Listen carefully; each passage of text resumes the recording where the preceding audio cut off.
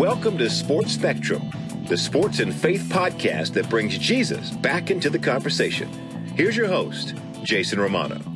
This episode of Sports Spectrum's podcast with Jermon Bushrod, the former NFL offensive lineman, is brought to you by Compassion International, the most trusted child development ministry in the world. They have 66 years of experience and has found the most effective way to care for children in need is through the local church. And they partner with more than 7,000 local churches in 25 countries, delivering God's love and care to children in need, one child at a time. More than 2 million children are breaking the cycle of poverty for good because of Compassion International. Get involved. Check out the website, compassion.com/sportsspectrum. When you go there, you'll see a list of children, an opportunity for you to get involved by sponsoring a child for just $38 a month. It's tax deductible.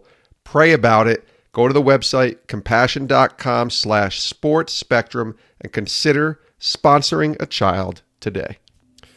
Really excited to welcome newly retired NFL offensive lineman Jermon Bushrod to the podcast. Jermon was selected in the fourth round of the NFL draft by the New Orleans Saints back in 2007, played his college ball at Towson University, grew up in King George, Virginia, and ended up with a 12-year NFL playing career that started with the Saints from 2007 to 2012, then went to the Bears from 2013 to 2015, the Dolphins from 2016 to 2017, and then finished up his career last year, 2018, starting 5 games, winning the Ed Block Courage Award for the New Orleans Saints in 2018, and then August 29th, 2019, making the announcement, stepping away from the NFL and retiring at the age of 35. Jermon is a Super Bowl winning offensive lineman. He won a Super Bowl in 2009, Super Bowl 45 with the Saints when they beat the Colts,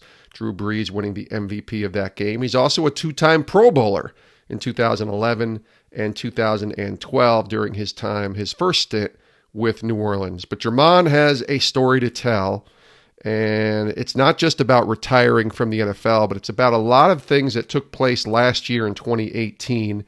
First getting cut, then re-signing with the Saints, returning to the team that he began his career with, and then having to go through a very devastating and difficult time, losing his infant daughter, Jordan Lynn Bushrod, in October of 2018. And Jermon was really transparent. You can see how God and his family and his friends helped guide him through this. And Jermon's a great dude, living for a greater purpose, as he says. Take a listen to the story of former NFL lineman Jermon Bushrod here on Sports Spectrum's podcast.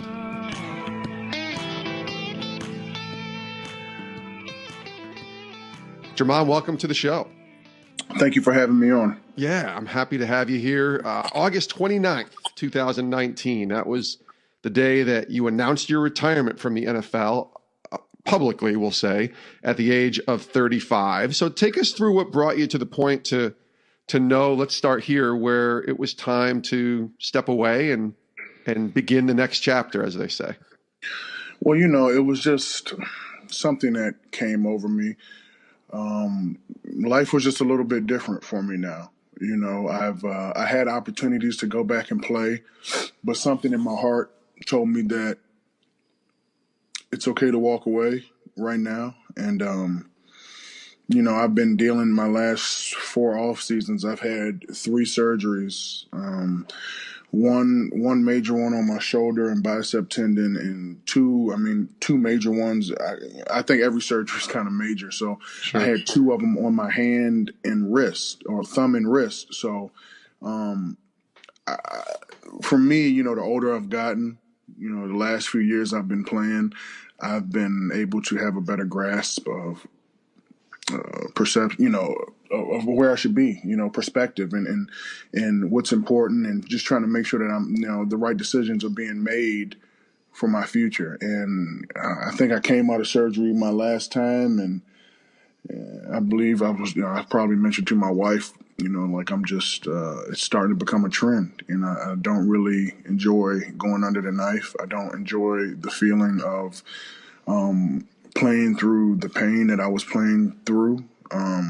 I mean, I know, if I set my mind and my heart to it, I could step back on that field again, but it just didn't feel right, because I have to look at my future and see what it holds. Yeah. Describe that pain a little bit. You play in one of the more thankless positions, maybe in all of sports, as an offensive lineman, but you're that big guy who's hitting someone on every single play, and you did it for 12 years. Mm-hmm. Describe that pain, because we hear about that a lot as fans. As somebody who never played in the NFL myself, I hear about playing through pain, and it's kind of expected. But can you describe a little bit of that for us, and just what that is like?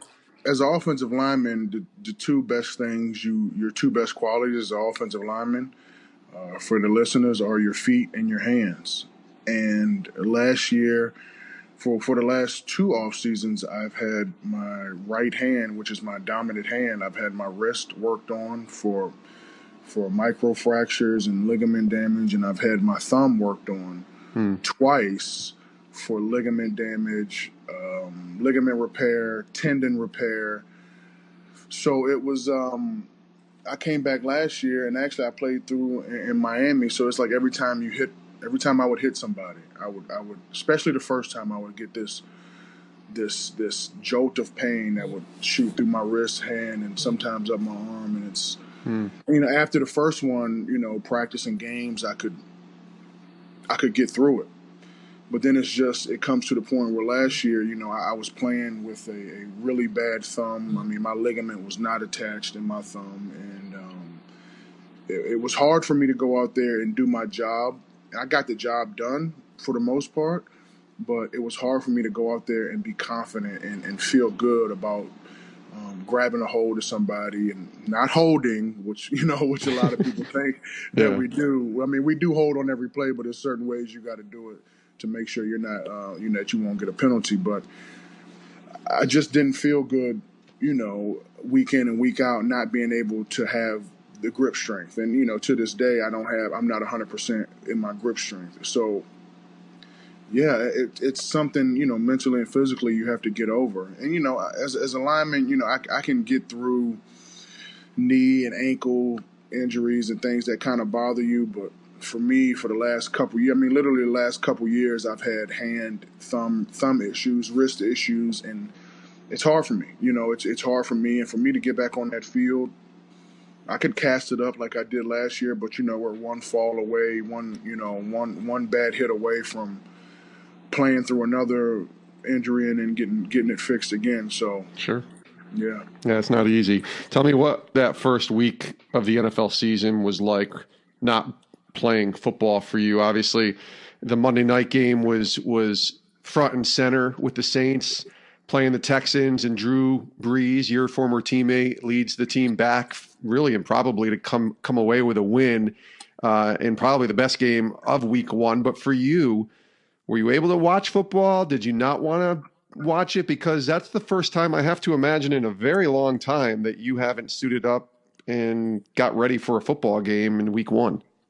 Well, it's definitely a lot of different emotions that go into it. There's a lot I miss about the game. I miss the guys, though. Yeah. I miss my teammates, especially when you come from a good team and a good organization like the New Orleans Saints. But I have a little boy, a little 7-year-old son, and he's a big Saints fan, a big Dolphins fan. He loves to follow the Bears. So every team that I'm on, that I played on, he wants to see. So no, I did not have a problem watching it. I can say that I do miss the feeling. I know the exact feeling that they were experiencing.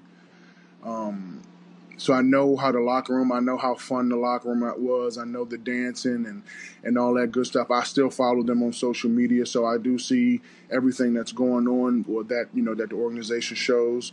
But it's not like I think if I was to had my if I was to step away from the game, or if the game didn't want me anymore, maybe a couple of years back, 3-4 years back, I think it would weigh on me pretty hard. But kind of like I was saying earlier, perspective, and just understand that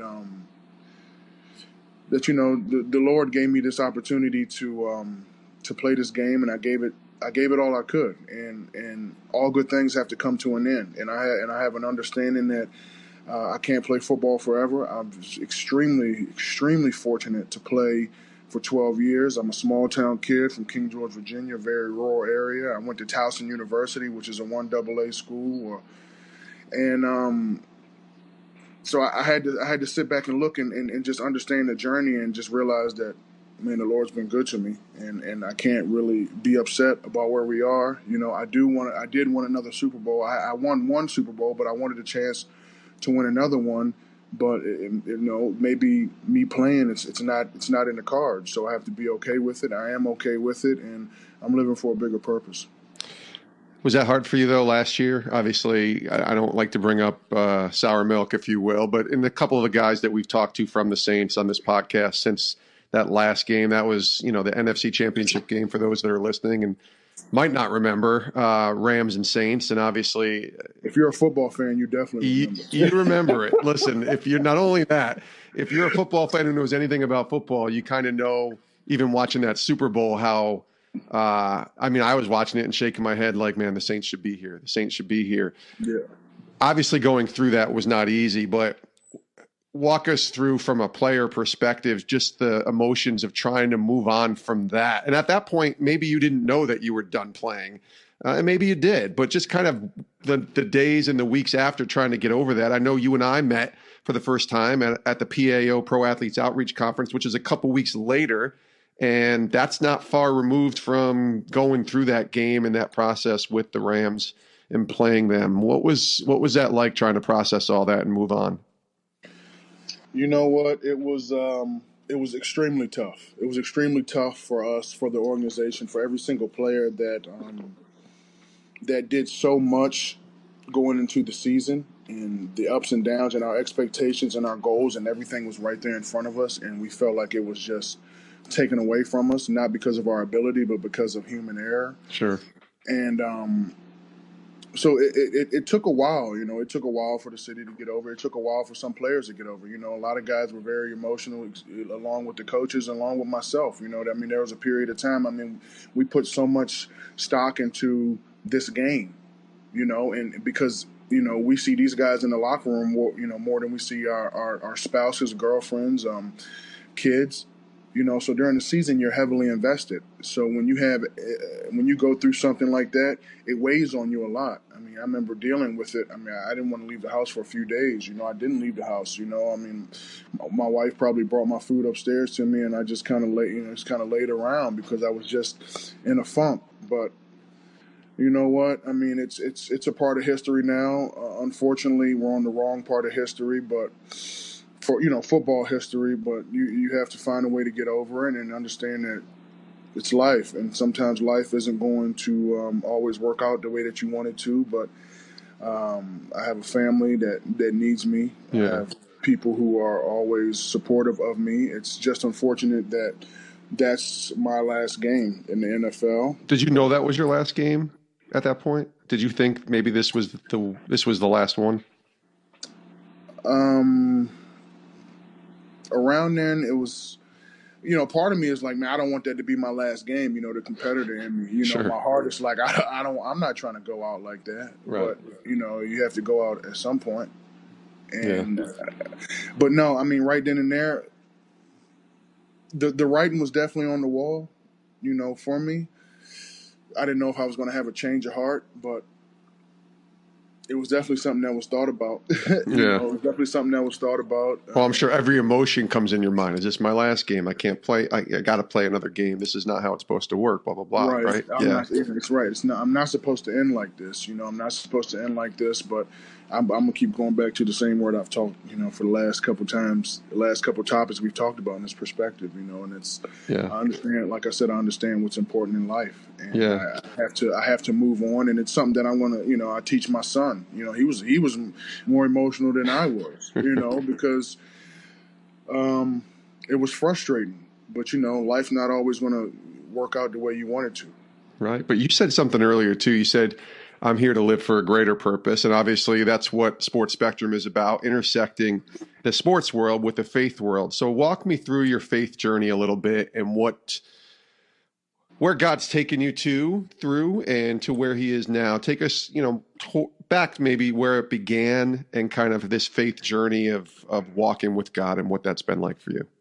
Well, I mean, I will keep it real with you. You know, it's like I was raised in the church, raised in a Baptist background. I Yeah. was in church every Sunday growing up, and it was, and I think because I have that background, I've always had that voice in the back of my head that would tell me, this is a good situation you're getting yourself in, or this is a bad situation, you probably need to leave, you know, or you know, I've been in, you know, certain situations where I've ignored that voice and I've wanted to do and I've wanted to do things that probably aren't in my best interest. But, you know, the Lord has a funny way of always sticking with you and, Mm. and putting the people in your life that will make your life better. So, you know, early in my career, I've always been into the word. I sometimes to this day, I'll always think, you know, I don't understand why I'm here, Yeah. how I got to this point in life. Like, why did the Lord pick me from King George, Virginia, from Towson University to go and have this career and have this mindset that I had? But I'm thankful and I'm just so appreciative that I was given this opportunity and the blessings that he did send my way, the people that he did send my way, I didn't block them. You know, I've had my own selfish ways at times, but you know, it's about understanding that he's there, and when you need him, he's going to be there. You just hope it's not too late. And you know, we're all still a work in progress, but between my friends, my faith, and my family, I like being in. You know, I like having a better relationship with the Lord because it just helps me deal with the good and the bad, you know, that comes your way in life. The bad that you mentioned, obviously, everybody goes through trials and difficult seasons, and we talked about football, and that's football, right? I mean, it's life moves on. It's sports. It's your job, but it's not life. But last year was also a tough year for you and your family from a life perspective Yeah. with the loss of your infant daughter, Jordan Lynn. Can you just share a little bit about what happened and maybe even take us through how your faith, obviously friends and family too, but your faith kind of helped you through going through something like that?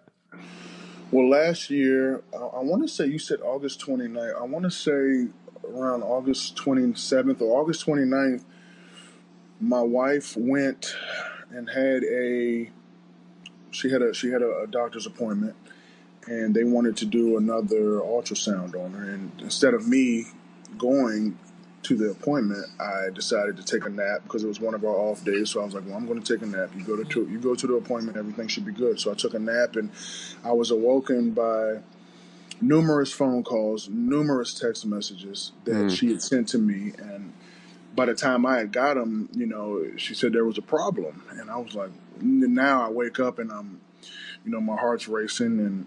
And we find out that, you know, our daughter on the ultrasound, that actually the ultrasound she wasn't even supposed to get, because when we had got to New Orleans, our past doctor told us that, you know, everything looked fine, but we had moved to New Orleans in that time, and we went and found a doctor, and she wanted to do her own ultrasound and an anatomy scan. So when the doctor did do that ultrasound, she found that that Jordan had a cleft lip and a cleft palate. So then I guess that's a sign that they need to check other things physically with the baby. So then they went to look at her heart, and she had 3 heart issues that they wanted to look at. 2 of them were pretty serious. So from that, they started to look at a couple more things, and then they pretty much determined that she was going to have a genetic disorder. Mm-hmm. So when I got to the office, you know, when I got to the doctor's office, I got to sit down and talk with him, and you know, it was some bad news we got. You know, we had the doctor pretty much laid on us that our daughter was going to be born, you know, a special needs child. And that was very hard for me to process. But I remember it was very heavy on us, the wife and I.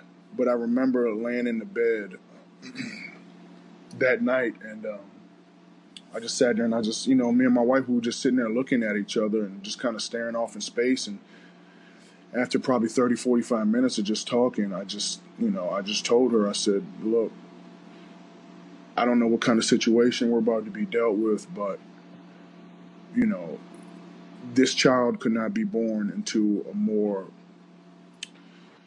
a family that can take care of her, that can give her all the resources that she needs, that will give her all the family and friend support that's needed, that will give us the support that's needed because, you know, we were ready to make some life adjustments. You know, we were ready to sell our home in Florida. We were ready to buy a place in New Orleans and buy a place up north so we could be surrounded by family and friends. Yeah.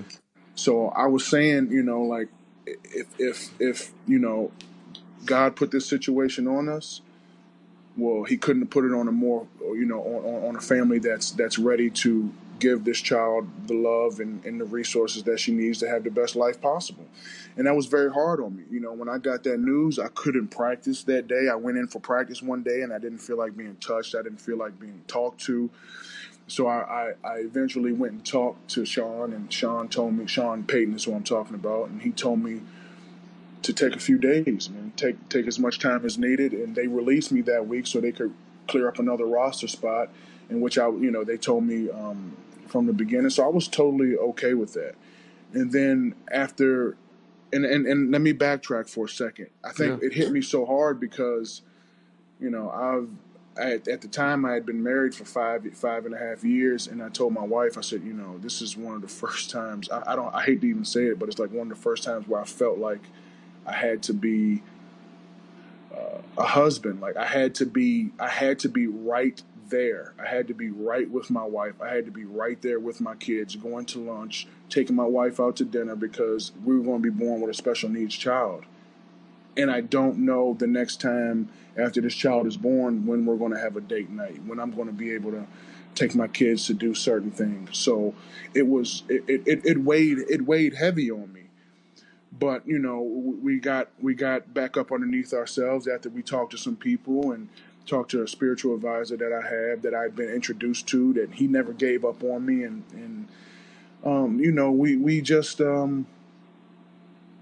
we had to deal with it. We had to deal with it. So I ended up going back to work. And then I guess you could say October 11th, she was born. And she came early. And she was very undersized because of the genetic disorder. The genetic disorder was Wolff-Hirschhorn syndrome, and it's a very rare disease. You know, it's very rare for a child to have this. So it was something that we're going to have to attack, you know, head on. But she only lived a week. Yeah, and she wasn't. You know, when we were talking to the doctor, infant death was something that wasn't really talked about. So she lasted a week, and it was very hard on us. It was hard on us, for sure. How did your faith help you through it? How did your family, your Saints family, your immediate family, walk us through the grieving process? Because, you know, a lot of us haven't been through this, but many of us have on different levels, right? Obviously, every situation is different. So I can't even begin to say, oh, I understand, Jermon, what you're going through, because I don't. But I may have to someday. I might have to go through something that is just as horrible or difficult to go through as what you went through. So encourage us and share with us just how you were able to get through it. The way we got through it was that we just kind of, just like when we got the news, we just held on to each other and understood that our family and our friends will get us through. But I did not foresee the support that we had, especially, you know, from our family and from our friends. But it had to be God working through us, because the New Orleans Saints, the team from the top down, the players, they made sure that not just me, it wasn't even about, it's more than me. They made sure my wife was good. Like, every day we had somebody dropping off something to eat so my wife wouldn't have to cook. Every day, you know, we had people dropping by the house. We had a babysitter and nanny in Chicago, 2 different ones. They drove down to come be with us for a couple weeks. My family came down. Her family, which is in New Orleans, came by. You know, we kept what was important close to us, and we talked about it. You know, kind of coming from where we're from, where I'm from, nobody likes to talk about their problems. Everybody likes to be kind of secretive and deal with things on their own. And to me, that's not the way to do it. And things could have took a turn for the worse if that's how we were going to try to deal with things, is to be silent about it. But we were vocal about it. And because of that, we were able to help other people. I was able, I'm grieving the loss of my daughter, but the fact that we put it out on our social media and we talked about it, and other people were flooding our inboxes and our DMs and things like that. Mm-hmm. And we were helping other people grieve. So that helped me, that helped my wife. But we just understood that we got a lot to live for. We have a lot of people who love us, and it made us feel extremely blessed. It made us feel extremely fortunate. It may sound cliche, but God will not put you in any situation that you can't handle. And I think the reason that we went back to New Orleans to be surrounded by those guys was because he knew that if we were in South Florida with no support, that this could have, I don't know what it could have done to us, to me, but we don't have we have friends here. We don't have family here. I wasn't a part of the Miami Dolphins team, but I think the fact that he brought me back to New Orleans, to a place where my wife is from, to a place I started my career, and he had to have seen that a storm was coming. And for some reason, I agreed to play back in New Orleans. I agreed to go back and play again. That was my first year signing up to play that I haven't started in 10 years. Mm-hmm. So my previous 9 years, I was a starter from week one. Unless I got banged up here and there, I usually finished the season as a starter. And I had to kind of take a step back and talk to some people just about taking a lesser role and taking, as an athlete, and you put your body through a lot. So, taking less money and taking, just less responsibility. You're going into the season, you're not the guy, you're not the starter, so you have to embrace the process that you're in. Mm-hmm. And we did that. I had a positive outlook on that. I had some people that I could lean on to talk about that. And it was funny. I'm going to share a little story with you. Please. I was going back and forth with my agent the day of free agency. The day the Saints called, they said they wanted me, but they didn't want me to start. They would, they didn't want to give me, the funds that I wanted, and that was okay. And we ultimately got through it. And I was up in my recovery room here in South Florida, and I told my agent, after probably a couple hours of kind of going back and forth and, trying to drive the price up a little bit, I told him, like let's go ahead and let's get the deal done. And I didn't even tell my wife yet, because I had to walk downstairs and tell her. And by the time I went and told her, 2 minutes later, she's telling me that we're pregnant and we're expecting a child. So as excited as we were to go back to New Orleans, I was in shock because she had just told me that we're about to have another child. So we're happy and we're shocked. But I look back at it now of how everything happened, and that's why I say, he's not going to put you in a situation you can't handle. He put us in New Orleans because he understood the type of players, the type of environment that we were in, that we were going to go to, that if this storm did come, you'll be able to weather it, here in New Orleans, around your people, around your family. And that's how I cope with it. And that's why I'm okay with it, because he knows what he's doing. And, yeah. That's good. Jermon Bushrod is our guest here on Sports Spectrum. Thanks for being so willing to talk about that. I always cringe, and I'll just be transparent with those listening. I texted you yesterday before we taped this and said, is it okay for me to ask you? Because I don't like to put people in positions to share things or talk about things that they don't want to talk about. But at the same time, like you said, I have seen when people share stories, especially on this podcast, but just in general as people, that, yeah, it stinks to go through it. But like you said, God uses our stories and our brokenness for a purpose, often to help others, to encourage others, and to share with others. for you had to kind of go back and play football after going through something like this. And I know you had guys like Drew Brees, who is, just dynamite. I've met Drew many times, and certainly Benjamin Watson was on that team last year. A bunch of guys, Austin Carr, Demario Davis, really solid group of men of faith who were there, I'm sure, to be there with you and support you. What did that mean in trying to acclimate yourself back to being a football player after going through all this? Well, when I needed those guys, when I needed those guys the most, what's the number one breakdown that a football team has? 1, 2, 3, family, right? Yeah. So when I needed those guys, they were there for me. Like they were. I mean, from Drew, from the owner to Sean to the GM Mickey, from Drew to our starting offensive line to everybody, offense, defense. Like there was just so much support. So I took like a week and a half off, and it was a no-brainer for me to go back because when I needed them, they were there for me. Teron Armstead, who's a good friend and one of the best left tackles in the league right now. Yeah. When he went down in the Cincinnati game, I remember that was actually, I believe, 1 month after she passed.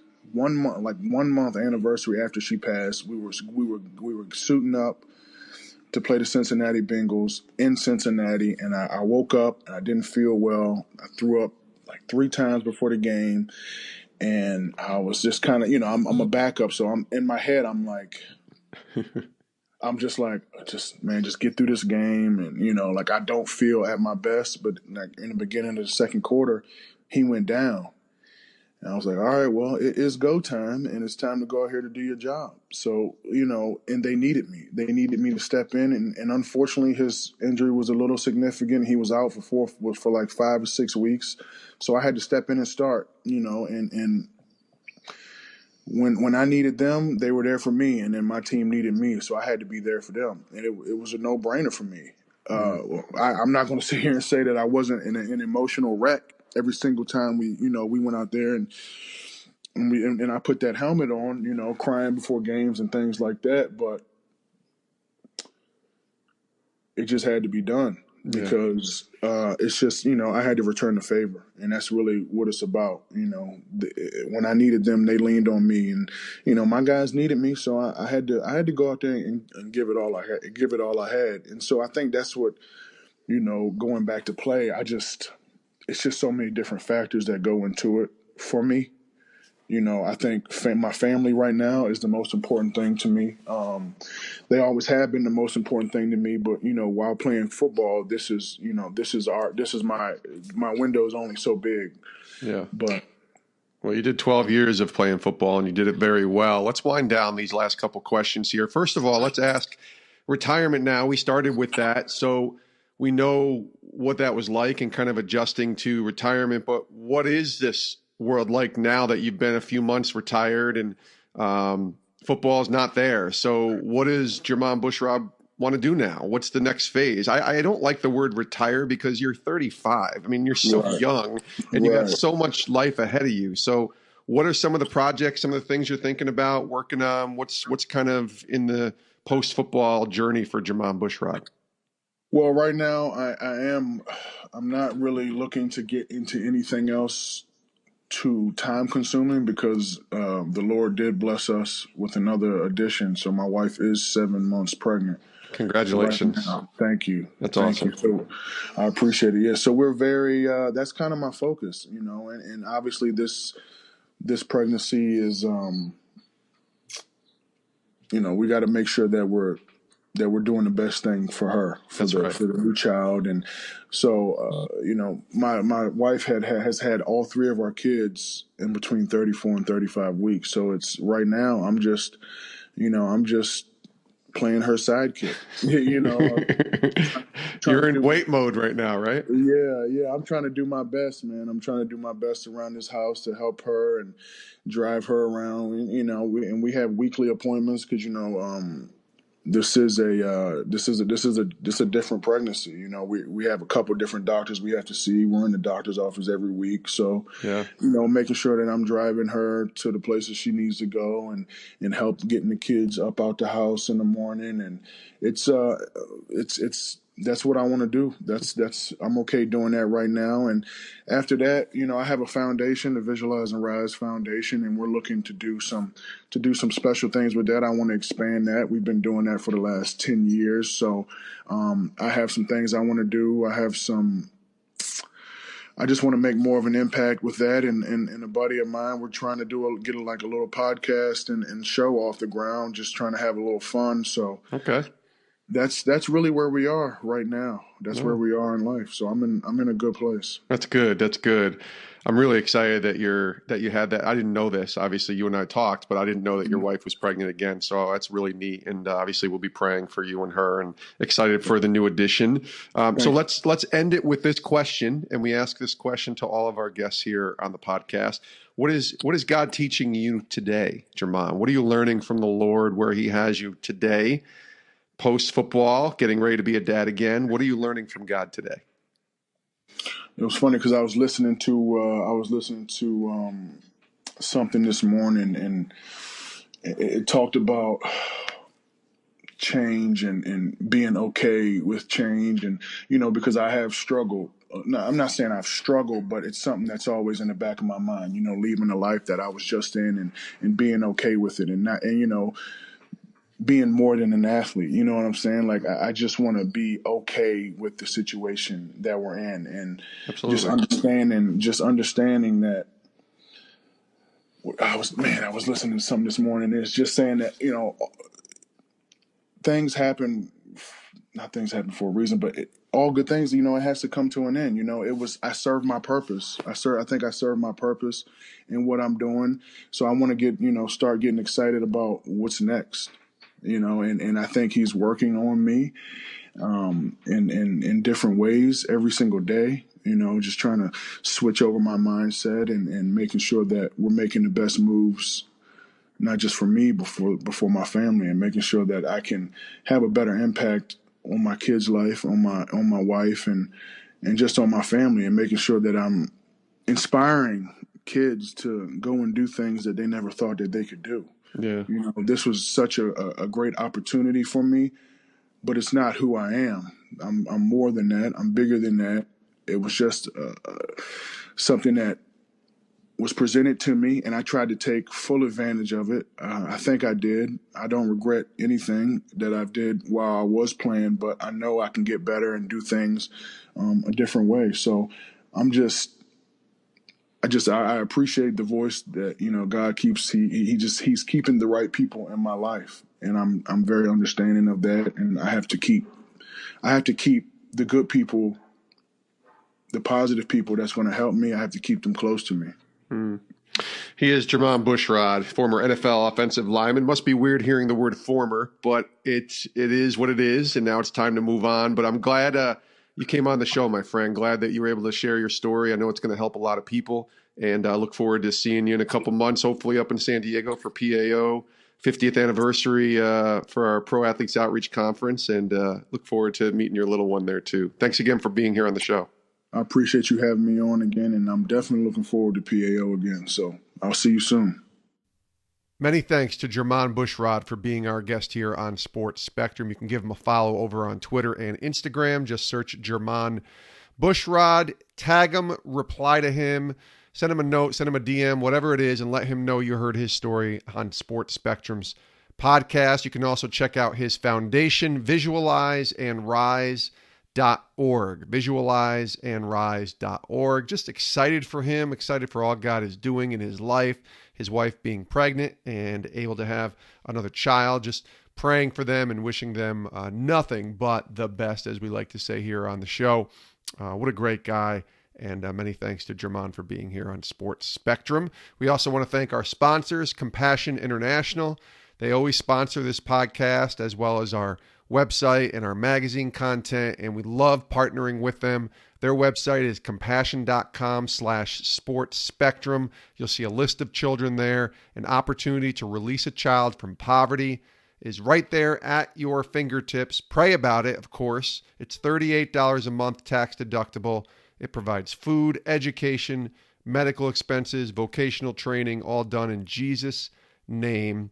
And you can make that difference. Go to compassion.com/sportsspectrum and pray about sponsoring a child today. As always, we're on our social media pages, Twitter, Instagram, and Facebook. Just search Sports Spectrum, and you can find us on our YouTube channel as well. And as always, we direct you to our website, sportspectrum.com. That's where all of our content can be found in the Sports Spectrum Network, sportspectrum.com. Tons of content, a daily devotional every day to start your day right. A brand new podcast every day during the weekday to listen to, and then content, articles all day long on the intersection of sports and of faith. You can also go to that search button on sportspectrum.com and read some of the archival content. It goes all the way back to 1985 when Dr. J. Julius Irving was on the very first cover of Sports Spectrum's magazine. And that magazine, by the way, is still available as well. It's just $18 for an entire year. It helps promote the sports and faith stories that we're telling. It also helps support this ministry at Sports Spectrum. You can find all that information at sportspectrum.com. Thanks for listening. We'll see you tomorrow with a brand new episode here on Sports Spectrum's podcast. Have a great rest of your day.